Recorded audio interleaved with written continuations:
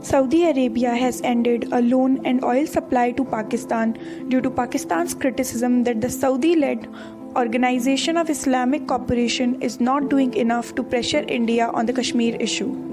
This marks a new low in the deteriorating relations between the two allies. Pakistan was last week forced to repay a Saudi loan of $1 billion that the kingdom called in after Pakistan insisted it be allowed to lead the OIC's support for Kashmir. The loan was part of a $6.2 billion package announced by Saudi in November 2018. It included a total of $3 billion in loans and an oil credit facility amounting to $3.2 billion. Those deals were signed when Crown Prince Mohammed bin Salman made a visit to Pakistan in February last year. Relations between the two countries then started to break down, however, when Riyadh turned down Islamabad's request to convene a special meeting of the OIC's Council of Foreign Ministers. Pakistan continued to demand that OIC use its influence to raise Kashmir issue.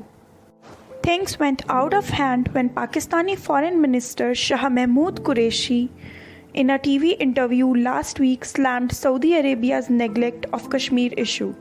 Qureshi went on to say that it was time that Pakistan leads the OIC instead of Saudi Arabia. He went further by warning that Pakistan would be forced to take matters into its own hands.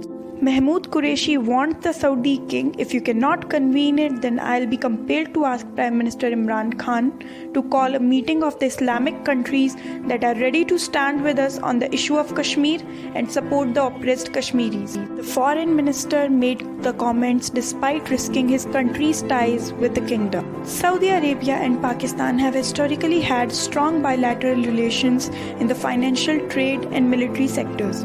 The increased tensions between the two countries is a concern for Middle East and obviously for Pakistan, which has been undergoing a financial crisis over the past few years, and which saw the kingdom as a primary ally to help bail it out. Pakistan is always known to toe the line of the Saudis. Last year also, Pakistan skipped an international summit when Saudi Arabia asked it to boycott the summit. That was attended by Saudi Arabia's arch-rivals Turkey and Iran. Foreign Minister Qureshi has since then twice called a press conference to offer a clarification but later cancelled the invites. In Islamabad, the cancelled news conferences were seen to reflect the government's assessment that a mere clarification wasn't going to be enough to put relations between the two countries back on track.